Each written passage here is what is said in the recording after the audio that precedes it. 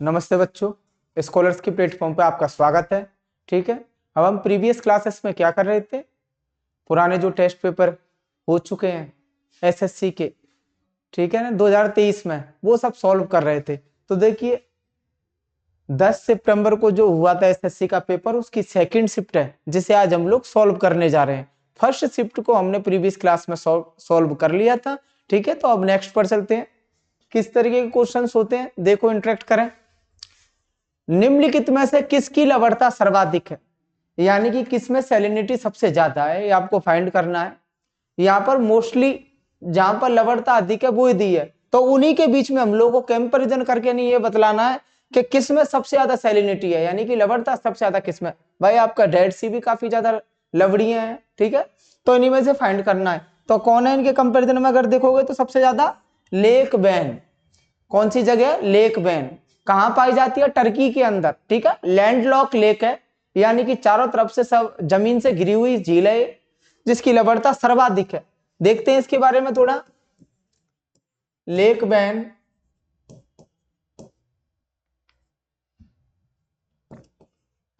When झील कहां पर मौजूद है,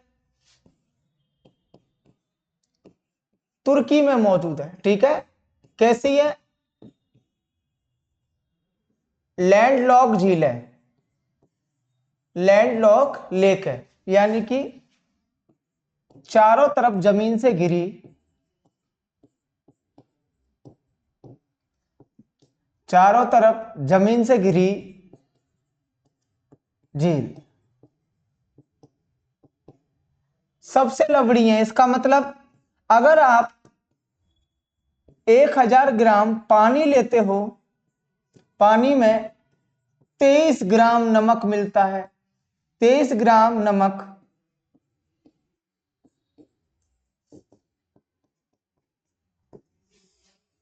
इतनी ज्यादा लवड़ी है। अब आप देख लो, 1 किलो पानी के अंदर 23 ग्राम नमक इसमें मिलता है। ठीक है, इसलिए सबसे सर्वाधिक है। अगर कोई आपसे डेड सी की बात की जाए तो डेड सी में क्या है भाई, डेड सी की अगर कोई बात करेगा, डेड सी या मृत सागर,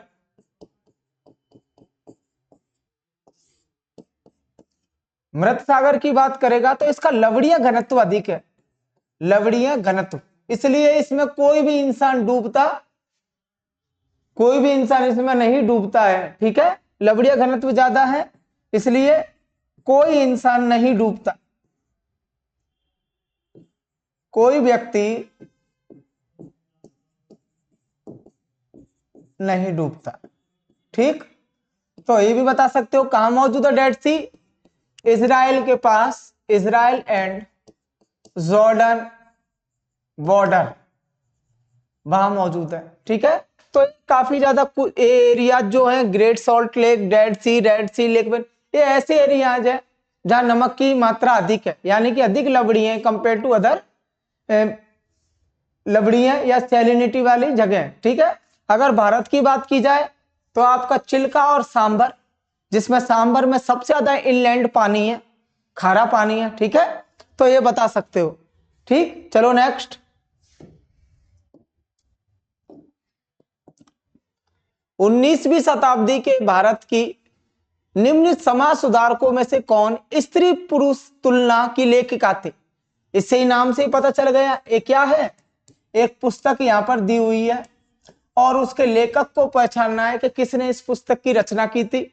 तो किसने की थी भाई, ताराबाई शिंदे। ठीक, क्या था इस पुस्तक में विषय, इस पुस्तक में विषय स्त्री की पुरुषों के कमतर आंकना, स्त्री को पुरुषों के कमतर आंकना। ठीक है, चाहे वो कोई भी हो, धर्म के मामले में, राजनीति के मामले में या समाज के मामले में, पुरुष प्रधान देश में, ठीक है, उस स्त्रियों को कम समझा जाने, इसके बारे में लिखा था। यह किताब एक अन्य पत्रिका पूरे वैभव का प्रति उत्तर था, यानी कि प्रति उत्तर में रूढ़िवादी विचार लिखे गए थे स्त्री के बारे में। उसमें एक स्पेशल आर्टिकल दिया गया था विजय लक्ष्मी नामक ब्राह्मण विधवा के बारे में, जिसके नाजायज बच्चे के ऊपर, जो नाजायज बच्चा है उसका, उसके ऊपर से समाज की तरफ से फांसी की सजा बोली जाती है। जिसके प्रति उत्तर में 1882 में ताराबाई शिंदे ने इस पुस्तक को प्रकाशित किया स्त्री पुरुष तुलना में। ठीक है, तो कोई पूछे ताराबाई शिंदे के बारे में तो थोड़ा सा देख लो। ताराबाई शिंदे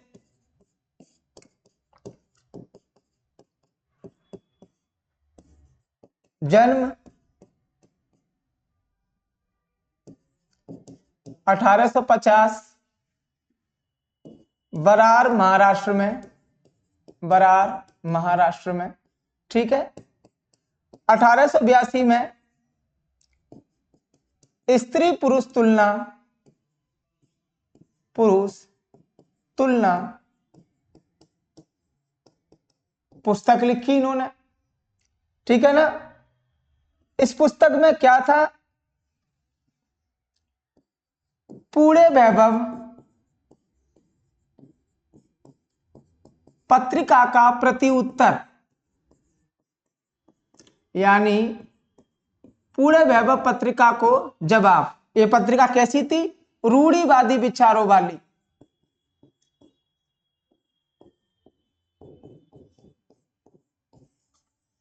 उसके अगेंस्ट में इस पुस्तक को बनाया गया। 1882 के दौरान इसे समाज से काफी नकारात्मक विचार मिले, लेकिन 1975 में वापस इसको रिपब्लिश किया गया। ठीक है, कब रिपब्लिश किया गया, 1975 को रिपब्लिश, दोबारा पब्लिश किया गया। ठीक है, तो इस पुस्तक के बारे में इस तरीके से आप बता सकते हो। नेक्स्ट देखो,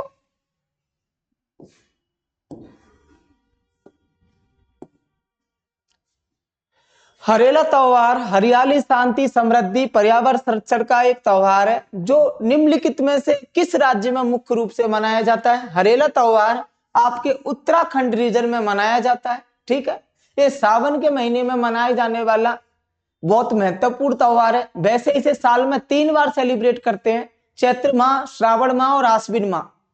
लेकिन जो श्रावण के माह में मनाया जाता है वो मुख्य रूप से बड़ा त्योहार है। ठीक है, तो इसमें भगवान शिव की पूजा की जाती है। हरेला त्योहार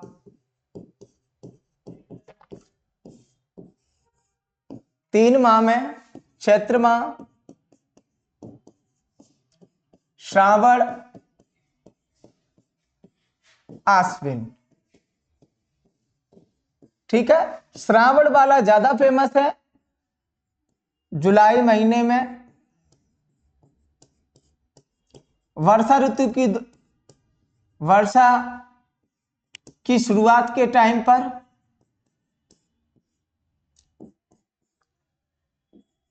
9 दिन पहले कई अनाजों को टोकरी में उगाते हैं, फिर 9 दिन बाद उस अनाज को काट कर लोगों में बांटते हैं तथा घरों पर पकवान बनाते हैं। ठीक है, और किसकी पूजा की जाती है, शिव एवं गौरी की पूजा की जाती है। किस लिए, जिससे कि साल की फसल बहुत अच्छी हो, क्योंकि जितना बड़ा आपका हरेला होगा, इसका मतलब जो अनाज आपने टोकरी में लगाए हैं उगाने के लिए, उतना ही समृद्ध आपकी फसल होगी। ठीक है, ये मानना है। हरेला के त्योहार में इसी मिन्नत की जाती है और किन से मांगा जाता है, शिव एवं गौरी से। तो हरेला त्योहार कहां मनाया जाता है, उत्तराखंड के अंदर। ठीक है, नेक्स्ट,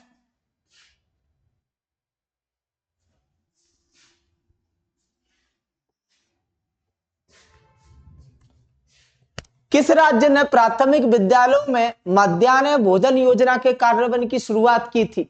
ठीक है, इन चारों में ही चलता है। आपको ध्यान होगा, मिड डे मील योजना, यानी कि दोपहर के भोजन की योजना सभी राज्यों में चलती है। छोटे बच्चों को 1 से लेकर 8 तक प्राइमरी स्कूलों में बांटा जाता है। लेकिन किस जगह यह शुरुआत हुई थी, तमिलनाडु में। ठीक है, तमिलनाडु राज्य में, तमिलनाडु राज्य द्वारा 1956 को सीएम के कामराज द्वारा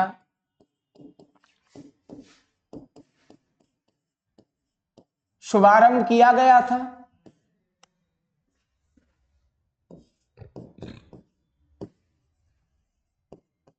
मिड डे मील योजना, ठीक है। और क्या नाम डाला था? मिड डे मील योजना। अब इसका नाम बदल चुका है। फिर 1995 में केंद्र सरकार द्वारा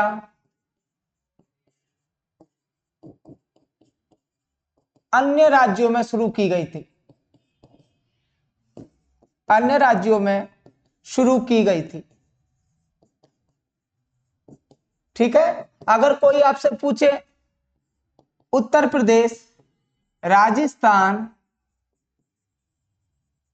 एवं एमपी में 1995 में इसको शुरू किया गया था। अब इस योजना का नाम बदलकर 2021 में नाम बदला इसका पीएम पोषण योजना, पीएम पोषण योजना। नया नाम डाल दिया गया है पीएम पोषण योजना के नाम से, ठीक है। तो इसके बारे में कोई आप पूछे कब स्टार्ट की गई थी, केंद्र सरकार ने इसे कब स्टार्ट किया था एवं 1995 में ये किन राज्यों में स्टार्ट हुई, तो आप बता देना, ठीक है। अब इसका नाम क्या है? पीएम पोषण योजना, ठीक है। इस योजना का नाम अब क्या है? पीएम पोषण योजना। चलो नेक्स्ट, निम्नलिखित में से किस खेल में एक खिलाड़ी को विकेट कीपर के नाम से जाना जाता है? Wicket keeper, bowler, third umpire, umpire, batsman, pitch, out, 4, 6, ये सभी किसकी शब्दावली है? क्रिकेट की। किसकी शब्दावली है? क्रिकेट खेल की, ठीक है। तो आपको इसमें तो पता करने की जरूरत ही नहीं है, क्योंकि मोस्टली इंडिया में काफी ज्यादा फेमस है और सभी लोग पसंद भी करते हैं। तो क्या होगा इसका? विकेट कीपर क्या होता है? जो विकेट के पीछे बॉल के लिए खड़ा रहता है, ठीक है ना। तो क्या होगा? क्रिकेट। नेक्स्ट देखो, अच्छा कुछ शब्दावली देख लो क्रिकेट की। शब्दावली,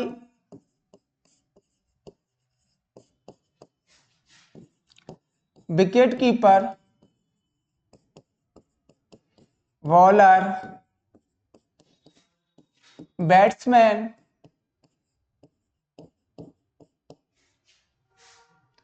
6, 4, एम्पायर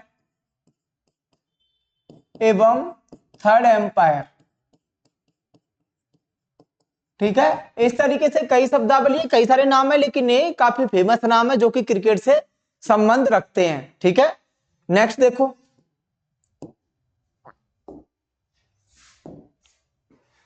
एयू निम्नलिखित में से किस तत्व का प्रतीक है? यानी कि वो तत्व बताओ जिसे एयू से रिप्रेजेंट किया जाता है। कौन सा है आपका? सोना, ठीक है। कौन सा है आपका? सोना। सोने को एयू से रिप्रेजेंट करते हैं, चांदी को एजी से करते हैं, एल्यूमिनियम को एएल से करते हैं एवं आर्गन को एआर से, ठीक। इसमें आपके AU, AG and aluminium A D block में प्रेजेंट, डी ब्लॉक की धातुएं हैं। क्या है ये? डी ब्लॉक की धातुएं। एवं आर्गन आपका argon, krypton, helium, xenon, iodine, ये क्या है आपकी? पी ब्लॉक में 18 समूह के अंतर्गत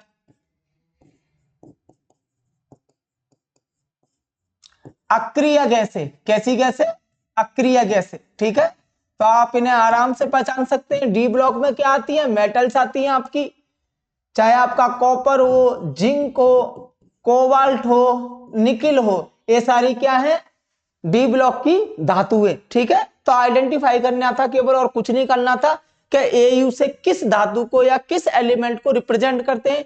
एयू से हम सोना को रिप्रेजेंट करते हैं, चांदी को एजी से करते हैं, एल्यूमिनियम को एएल से करते हैं, कॉपर को हम लोग सीयू से करते हैं, जिंक को जेडएन से करते हैं, कोबाल्ट को सीओ से करते हैं, निकिल को एनआई से करते हैं, ठीक है। तो क्रोमियम को सीआर से करते हैं। ये लिखना था, ये पहचानना था। इसमें केवल एक अक्रिय धातु थी जो कि आर्गन थी, जो कि पी ब्लॉक के 18वें समूह के अंतर्गत आती है, ठीक है। उसके ये कुछ अक्रिय गैसें हैं, ठीक है ना, क्या दी हुई है, गैसें, अक्रिय गैसें, और एक क्या है, धातुएं।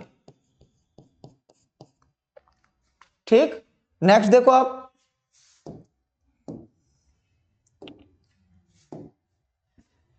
भारत के निम्नलिखित में से स्वतंत्रता सेनानियों में से कौन दी इंडियन स्ट्रगल पुस्तक के लेखक है। ठीक है, तो इनमें से चारों में से कौन है इंडियन स्ट्रगल पुस्तक के लेखक, सुभाष चंद्र बोस।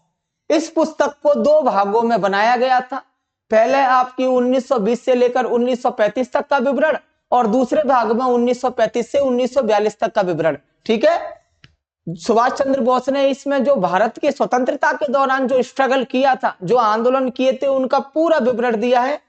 तो इस पुस्तक के बारे में देखो, द इंडियन स्ट्रगल पुस्तक दो भागों में प्रकाशित,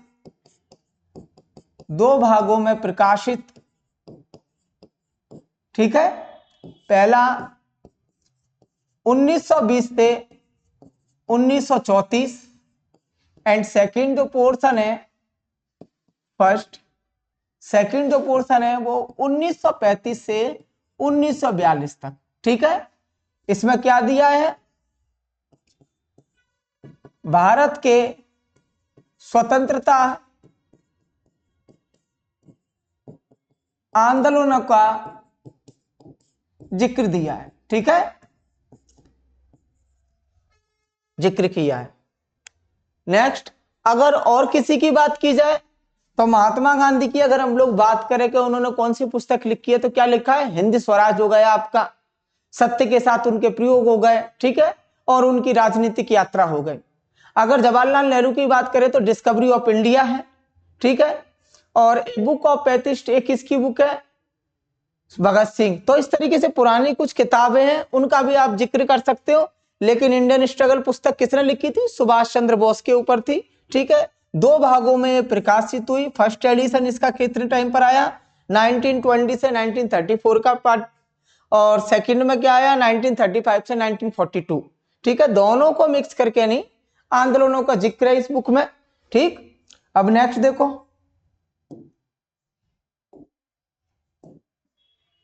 भारत के संविधान का कौन सा अनुच्छेद राष्ट्रपति को सर्वोच्च न्यायालय के न्यायाधीश नियुक्त करने की शक्ति प्रदान करता है।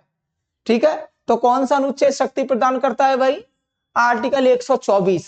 ठीक है ना, आपका आर्टिकल 124 का दूसरा भाग सुप्रीम कोर्ट के अंदर एक चीफ जस्टिस की नियुक्ति के प्रावधान के बारे में बताता है। तो देखते हैं आर्टिकल 124 में क्या दिया है, अनुच्छेद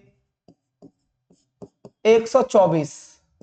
ठीक है, तो इसके पार्ट कर लेते हैं। अनुच्छेद 124 के फर्स्ट पार्ट में देश में एक सर्वोच्च न्यायालय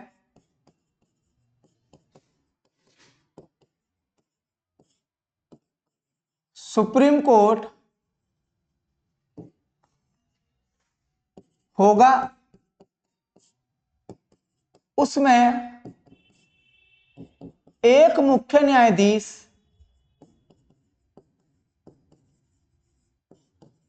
एवं 33 अन्य न्यायाधीश होंगे, इसके बारे में बताया है। ठीक है, 124 के सेकंड पार्ट में राष्ट्रपति द्वारा मुख्य न्यायाधीश की नियुक्ति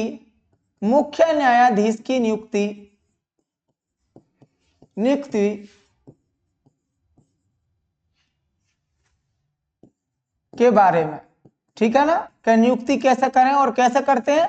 कॉलेजियम जो होता है, कॉलेजियम के परामर्श द्वारा, ठीक है, राष्ट्रपति कॉलेजियम से परामर्श करने के बाद में मुख्य न्यायाधीश की नियुक्ति करता है। ये आपके अनुच्छेद 124 के सेकंड पार्ट में यानी कि दूसरे पार्ट में बताया गया है। तीसरे पार्ट की बात करें तो योग्यता से संबंधित है, ठीक है ना, यानी कि उसे उच्च जो हाई कोर्ट्स हैं, जो उच्च न्यायालय है, उसमें लगातार 5 साल तक जज बने रहे, या फिर दूसरा 10 साल तक हाई कोर्ट्स में वकालत की हो, वही आपका सीजेआई बनने का पात्र होगा, ठीक है। और चौथे में इम्पीचमेंट ऑफ सीजेआई, यानी कि सीजेआई यानी कि मुख्य न्यायाधीश को पद से हटाने के बारे में विवरण है। तो ये दोनों लिख दिया। जिसमें क्या पूछा था, आर्टिकल 124 के दूसरा पार्ट पूछा था कि मुख्य न्यायाधीश की नियुक्ति के बारे में किस अनुच्छेद में बताया गया है, तो आप ये बता देना, ठीक है। 124 का दूसरा, ठीक। नेक्स्ट देखो,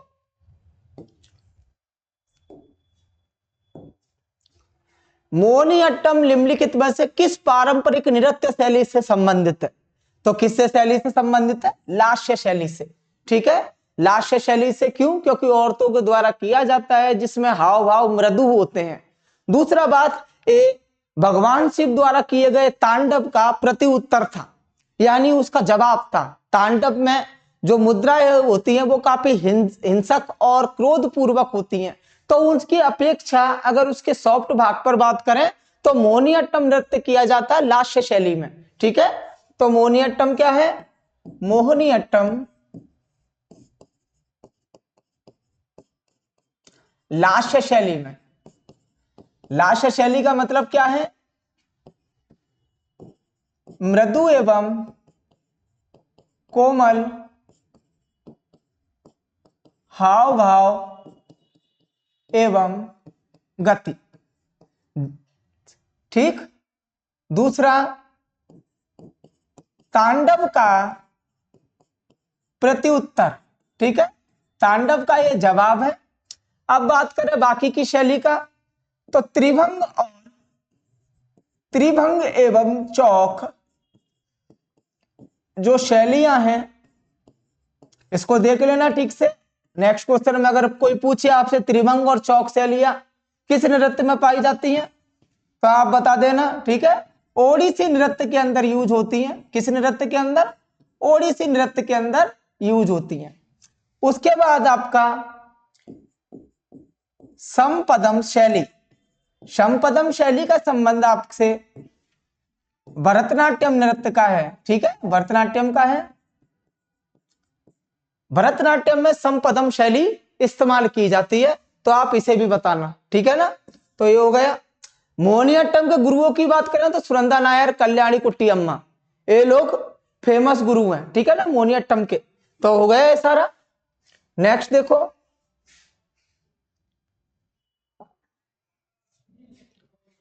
मार्च 2023 की स्थिति के अनुसार भारत में कितने उच्च न्यायालय हैं? ठीक है, तो भारत में उच्च न्यायालयों की संख्या कितनी है? 25। कितनी है भाई? 25, ठीक है। कुल न्यायालय 25। हाई कोर्ट्स, इसमें हाई कोर्ट की बात की जा रही है या उच्च न्यायालय की?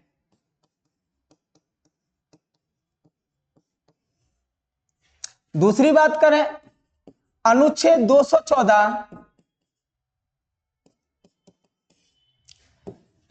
राज्य में एक उच्च न्यायालय होगा, ठीक है। क्या होगा? राज्य में एक उच्च न्यायालय होगा, ठीक है। इसमें बताया गया है एक मुख्य न्यायाधीश होगा।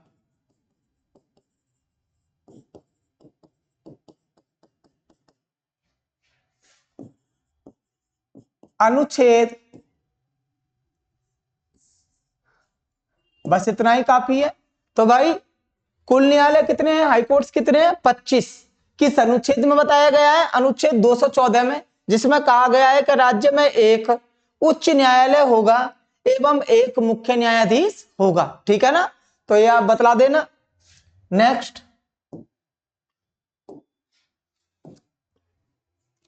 राष्ट्रीय ओलंपिक समिति का गठन किस वर्ष में किया गया था? ठीक है, तो कब किया गया था? 1894 में।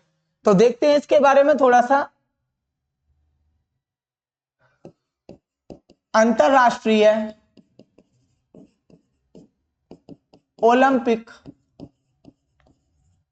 समिति, international Olympic committee, IOC, international Olympic committee कहां बना था?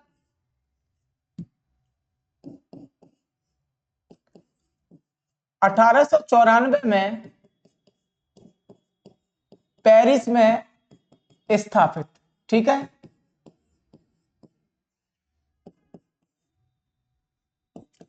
1896 में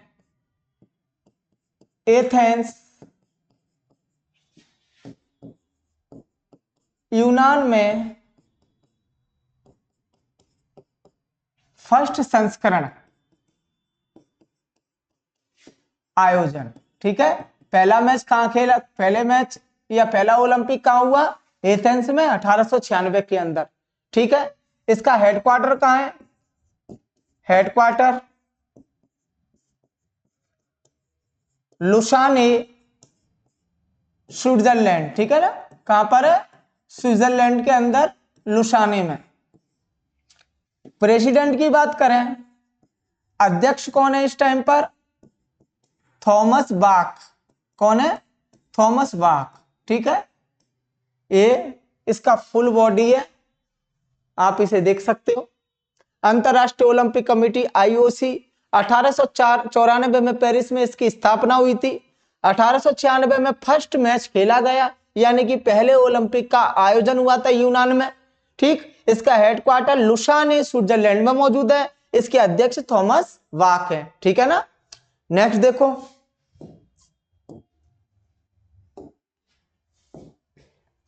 उस्ताद विलायत अली खान के किस चीज के उस्ताद हैं, क्या करते हैं विलायत खान, तो आप देखना सितार, किसके, सितार। एक काफी फेमस सितार वादक है, ठीक है। इन्होंने सम्मान नहीं लिए, सम्मान को वापस कर दिया, जितनी पद्म पुरस्कार की घोषणा की गई थी इनके लिए वापस कर दिया, क्योंकि ये उन सबको अपने से नीचा मानते थे, ठीक।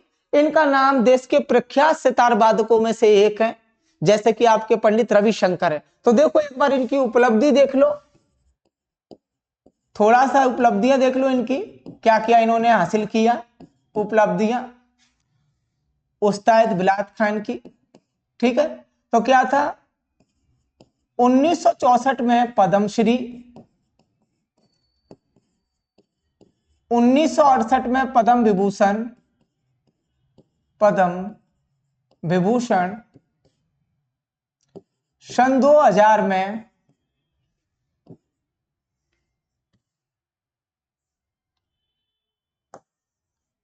पद्म भूषण, सन 2000 में पद्म विभूषण, ठीक है, पद्म विभूषण।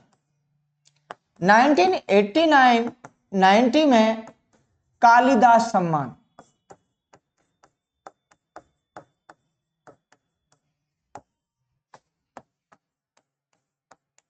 तीनों सम्मान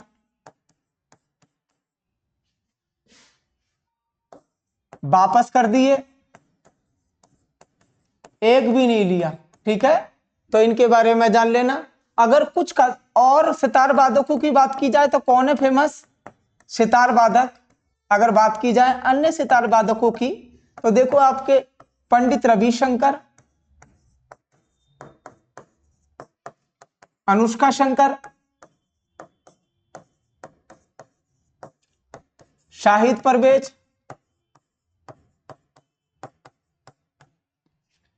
बुद्धादित्य मुखर्जी,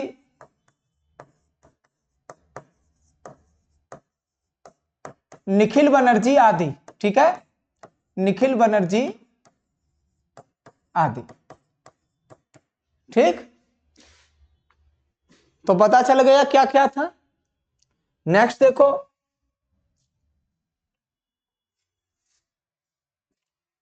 भारत की कौन सी भौतिक विशेषता मध्य एशिया से आने वाली ठंडी हवाओं को भारतीय उपमहाद्वीप में प्रवेश करने से रोकती है।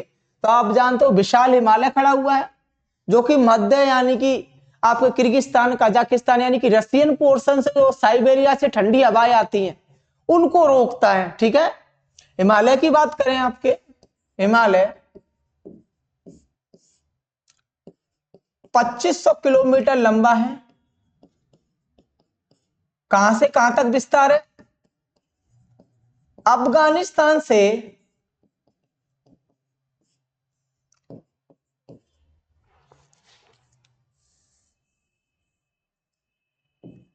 किलोमीटर लंबा है। बात करें आपके तो 5 देशों में फैला हुआ है, पाकिस्तान, भारत, तिब्बत, नेपाल, भूटान एवं म्यांमार की सीमा तक। ठीक है,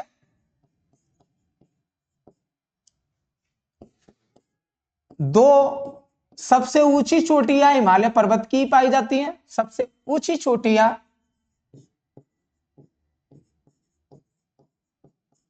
पहला माउंट एवरेस्ट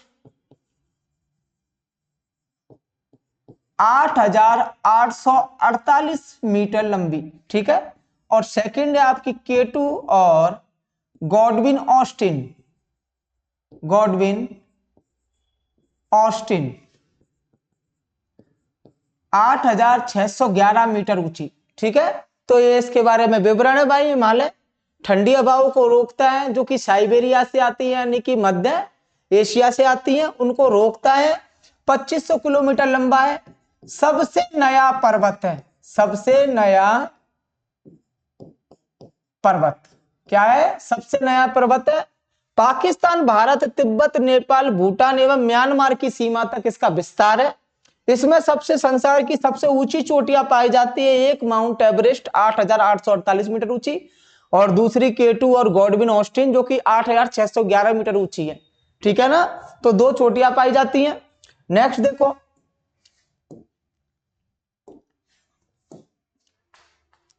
निम्नलिखित में से कौन भारत और पाकिस्तान के बीच सीमा पार नदी है, यानी कि ट्रांस बाउंड्री है, यानी कि दो देशों के बीच में शेयर रखती है, यानी कि शेयर करती है। तो कौन सी नदी है, रावी नदी। कौन सी, रावी। वैसे तो पाकिस्तान में सिंधु भी जाती है, सतलज भी जाती है, ब्यास भी जाती है, चिनाब भी जाती है। ठीक है, रावी पांचवी नदी है। रावी के बारे में बात करें, रावी नदी 725 किलोमीटर लंबी है। इसका उद्गम रोहतांग दर्रा है, रोहतांग दर्रा कांगड़ा जिले में पड़ता है ये दर्रा, एवं हिमाचल प्रदेश में पाया जाता है। ठीक है, हिमाचल प्रदेश से निकलती है। कहां से निकलती है, रोहतांग दर्रा कांगड़ा जिला हिमाचल प्रदेश से। ठीक, 80 किलोमीटर का सीमा बनाती है। कहां पर, भारत एवं पाक के बीच में, के बीच में। फिर पाकिस्तान में चिनाब नदी में विलय हो जाती है, चिनाब नदी में मिल जाती है। ठीक है, तो इस नदी के बारे में बोलोगे, हिमाचल से निकलती है रावी, 725 किलोमीटर लंबी है, रोहतांग दर्रे से निकलती है, 80 किलोमीटर का बॉर्डर भारत एवं पाकिस्तान के बीच में नेचुरल बॉर्डर बनाती है। ठीक, एवं बाद में पाकिस्तान के अंदर चिनाब नदी में मिल जाती है। नेक्स्ट,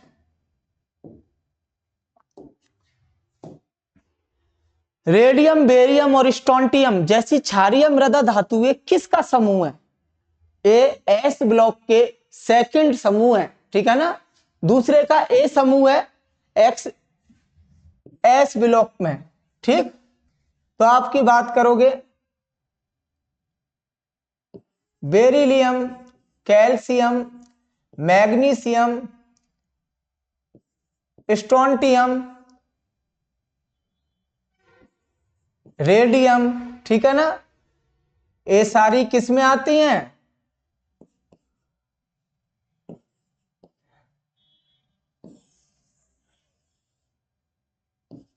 एस ब्लॉक 2A में। ठीक है, किस में आती हैं, 2A ब्लॉक में।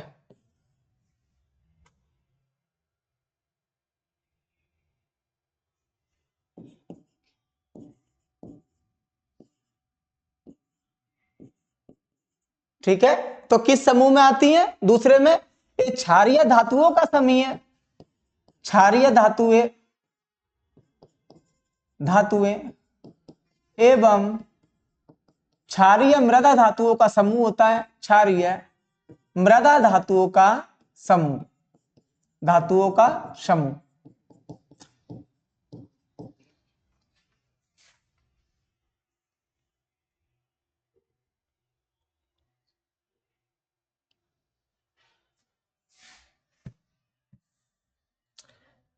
बेरिलियम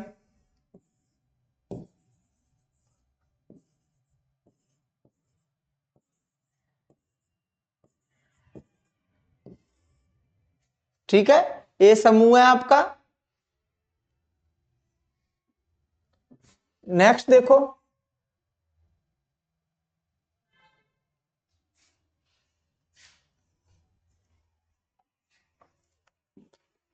कृषि और प्रसंस्करण खाद्य उत्पाद निर्यात विकास प्राधिकरण 2021 के अनुसार अंगूर उत्पादन में कौन सा भारतीय राज्य प्रथम नंबर पर है? तो कौन सा है भाई? आपका महाराष्ट्र। यहां पर बात की गई है उत्पादकता के टर्म में। जैसे कि अगर कोई आपसे पूछे कि आम सबसे ज्यादा कहां होते हैं, तो उत्तर प्रदेश में। उसके बाद दूसरा नाम क्या है? आंध्र प्रदेश का, ठीक है ना। सोयाबीन की आपसे बात की जाती है तो कहां होती है? मध्य प्रदेश में। दाल सबसे ज्यादा मध्य प्रदेश में। चावल की बात की जाती है पश्चिम बंगाल में, ठीक है। तो इस तरीके से उत्पादकता बतानी है आपको। तो महाराष्ट्र है अंगूर उत्पादन में प्रथम।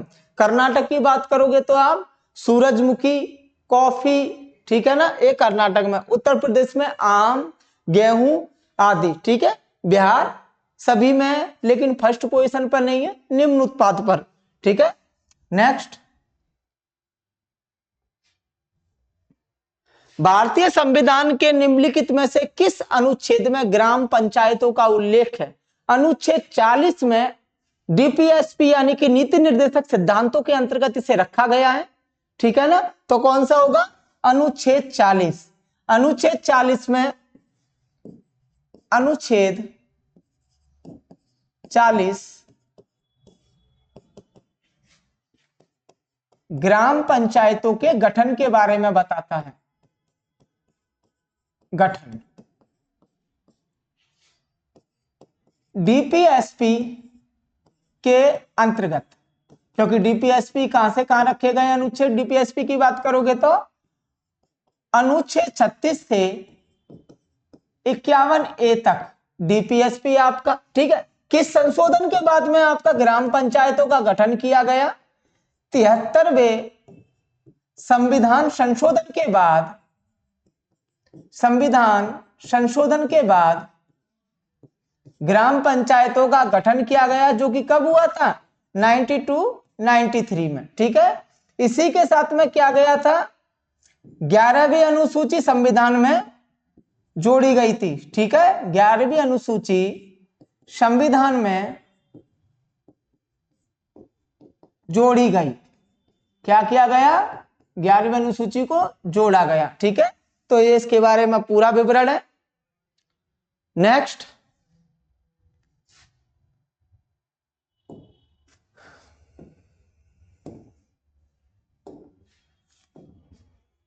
भारतीय संविधान के निम्नलिखित में से किस अनुच्छेद में मौलिक कर्तव्य शामिल है? अभी मैंने पीछे बताया था आपका टीपीएसबी का 51A, क्योंकि अनुच्छेद 51 में क्या गिवन है आपका? अंतरराष्ट्रीय शांति एवं सुरक्षा। एवं 51A में रूस से लिए गए मौलिक कर्तव्यों का उल्लेख किया गया है, ठीक है। तो क्या होगा आंसर? 51A। आपका अनुच्छेद 51A मौलिक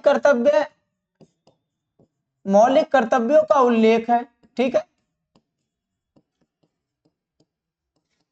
ये किसका हिस्सा है? डीपीएसपी का भाग है, ठीक है। यानी कि नीति निर्देशक सिद्धांतों का भाग है। नीति निर्देशक सिद्धांत किस लिए जरूरी है?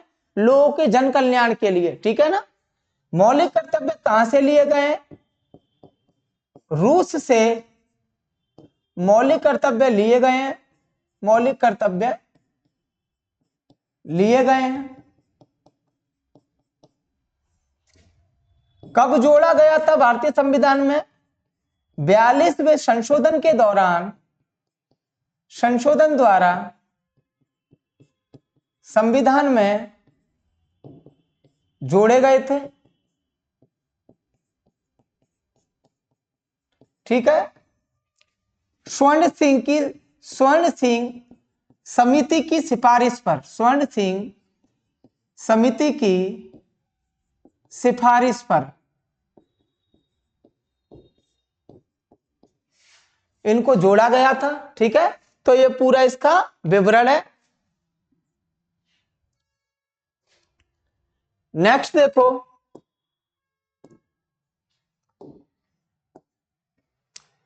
मिस्र के काहिरा में आयोजित अंतरराष्ट्रीय शूटिंग फेडरेशन ISSF विश्व कप 2022 में भारत ने कितने पदक जीते? कितने पदक जीते भाई? 7 पदक जीते। कितने? 7 पदक। भारत 7 पदक, जिसमें क्या था? 4 गोल्ड, 2 ब्रॉन्ज एवं 2 सिल्वर एवं 1 ब्रॉन्ज। ठीक है। सबसे ज्यादा किसने हासिल की है? चीन ने 11 पदक। ठीक है, तो हमसे क्या पूछा है? 7 पदक के बारे में जो पूछा था। ये अंतरराष्ट्रीय शूटिंग स्पोर्ट फेडरेशन के द्वारा आयोजित कराया जाता है। ठीक है, 2022 में कहां आयोजित किया गया था? मिस्र की राजधानी काहिरा में। ठीक, जिसमें भारत ने टोटल 7 पदक प्राप्त किए, जिसमें से 4 गोल्ड, 2 सिल्वर एवं 1 ब्रॉन्ज था। ठीक है, नेक्स्ट,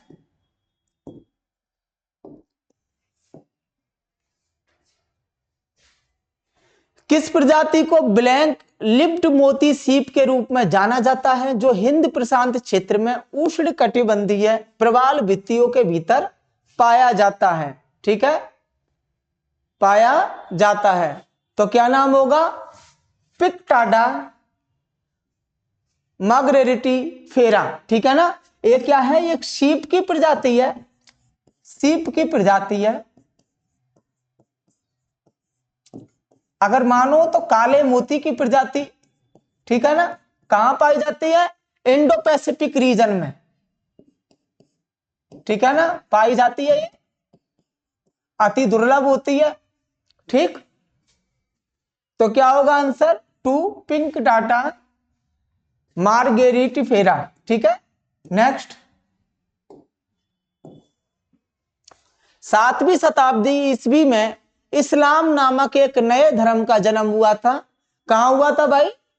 अरब में। आप जानते हो इस्लाम धर्म का उदय कहां हुआ? अरब के अंदर। चलो थोड़ा इस्लाम की बात करें। इस्लाम धर्म 7वीं शताब्दी में शुरू,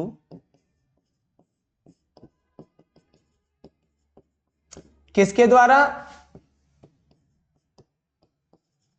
मोहम्मद हजरत साहब द्वारा।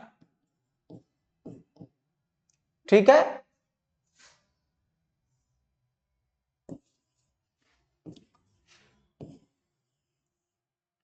ठीक है, कहां पर स्टार्ट हुआ था? अरब के अंदर।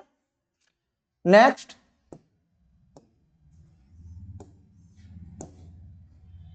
सितार वादक पंडित रविशंकर को 1999 में भारत सरकार द्वारा किस पुरस्कार से सम्मानित किया गया?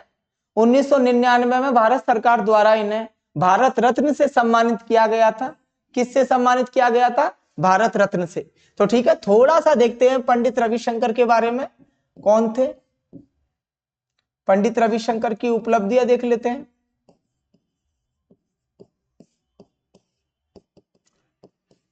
4 बार या 5 बार ग्रेमी पुरस्कार से सम्मानित। म्यूजिक का सबसे बड़ा अवार्ड ग्रेमी पुरस्कार से सम्मानित।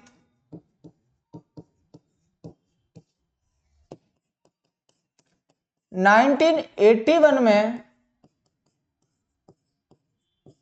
पद्म भूषण से सम्मानित।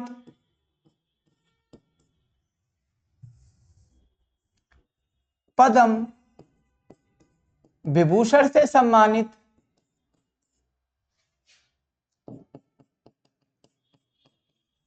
1999 में भारत रत्न। कौन? भारत रत्न से सम्मानित। ठीक है ना, ये इनकी उपलब्धियां हैं। मशहूर सितार वादक हैं, कौन है ये? सितार वादक। अभी इसी में क्वेश्चन आया था, उस्ताद विलायत खान, वो भी सितार वादक थे, ये भी सितार वादक थे। इनका ज्यादातर टाइम फॉरेन में कंसर्ट में भी था, ठीक है ना। अल्लाह रखा खान जो कि जाकिर हुसैन के पिताजी थे, वो इन्हीं के साथ कंसर्ट्स में बिजी रहते थे, ठीक है। अनुष्का शंकर क्या है इनकी बेटी, अनुष्का शंकर इनकी बेटी है, ठीक है। तो किससे सम्मानित हुए थे? 1999 में भारत रत्न से। सबसे पहले संगीत में किसको अवार्ड दिया गया? सबसे पहले संगीत में भारत रत्न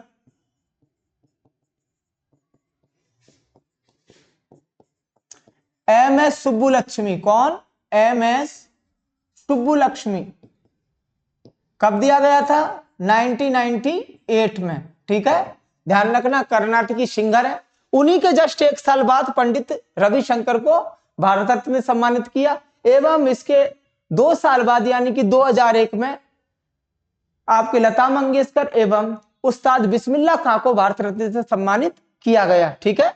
नेक्स्ट देखो, राज राजा और महाराजा की उपाधि वाले गौतमी पुत्र सतकर्णी किस वंश के राजा थे? तो किस वंश के राजा थे भाई?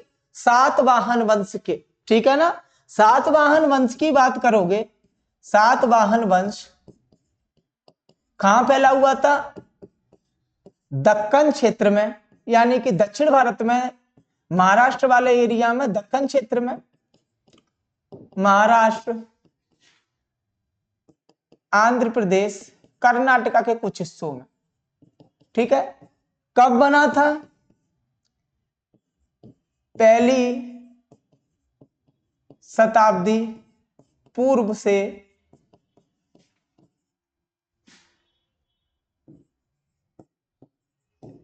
तीसरी शताब्दी में, ठीक है, तीसरी शताब्दी तक रहा। सबसे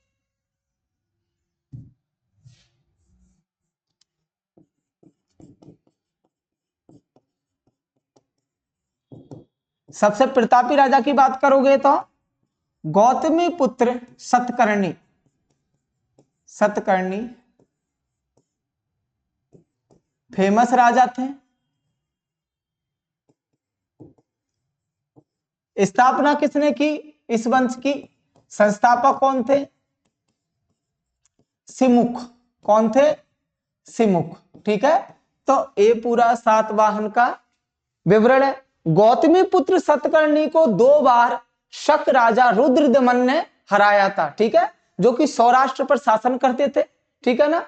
रुद्रदमन ने क्या किया? सुदर्शन झील की मरम्मत भी कराई है और गिरनार के अभिलेख में शुद्ध संस्कृत भाषा में उसके बारे में बताया भी है। तो उन्होंने ही गौतमी पुत्र सतकर्णी जो कि सातवाहन वंश के राजा थे, उनको 2 बार युद्ध में हराया है, ठीक है। तो ये ध्यान रखना। आपकी अजंता की गुफाओं का निर्माण भी सातवाहन वंश में ही शुरू हुआ था, बाद में बाकाटाका वंश ने भी उसको बढ़ाया था, ठीक है। नेक्स्ट देखो, निम्न में से कौन सा विकल्प ठंडे खून वाले जंतुओं के वर्ग से संबंधित है? तो कौन सा विकल्प है भाई? गिरगिट। ठंडे खून वाले मतलब, ठंडे खून वाले जंतु का मतलब क्या है? सरीसृप। कौन होता है? सरीसृप, ठीक है। और सरीसृप में क्या क्या है? सांप, मगरमच्छ, सभी छिपकलियां,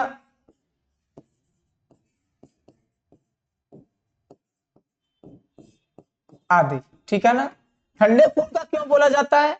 ये जल्दी इनका ब्लड ठंडा होता है और जल्दी ही गर्म होता है। इन्हें अपने आप को बचाने के लिए शरीर को गर्म रखने की आवश्यकता होती है, ठीक है। इसलिए इनको क्या बोला जाता है? ठंडे खून के जानवर। आपने देखा होगा नदी किनारे मगरमच्छ मुंह खोलकर पड़े रहते हैं, सांप धूप में ठंड के दौरान बाहर निकलते हैं। तो ये सभी इसका एग्जाम्पल है, ठीक है ना।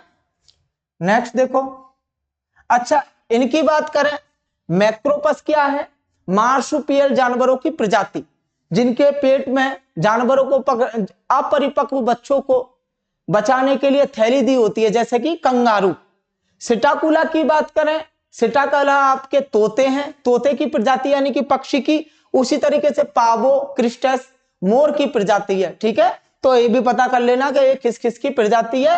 मैक्रोपस आपकी कंगारू की प्रजाति यानी मार्सुपियल एनिमल जिनके पेट में थैली होती है। सिटाकुला एवं पावो ये दोनों पक्षी यानी कि एबीज वर्ग की प्रजाति हैं, ठीक है ना। गिरगिट किसकी है, सरीसृप वर्ग की, तो ये ध्यान रखना। नेक्स्ट देखो,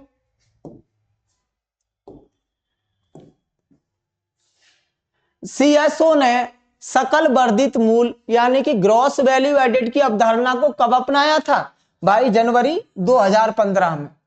ग्रॉस एडेड वैल्यू से मतलब क्या है, एक एग्जांपल देता हूं मैं। एग्जांपल, कोई चीज 20 रुपए में बिकती है, 20 रुपए में बिकती है तथा वस्तु का लागत मूल्य 16 रुपए है, ठीक है ना। यानी कि इसके बनाने में 16 रुपए खर्च होते हैं। बाजार में ये टैक्स को मिलाकर 20 रुपए में बिकती है। तो ग्रॉस एडेड वैल्यू क्या हुआ आपका, सकल वर्धित मूल्य क्या हुआ आपका, सकल वर्धित मूल्य 4 रुपए हुआ, ठीक है। क्या बोलते हैं, 4 रुपए, ठीक। 20 माइनस 16 इक्वल्स टू 4, तो यही आपका सकल वर्धित मूल्य है, ठीक।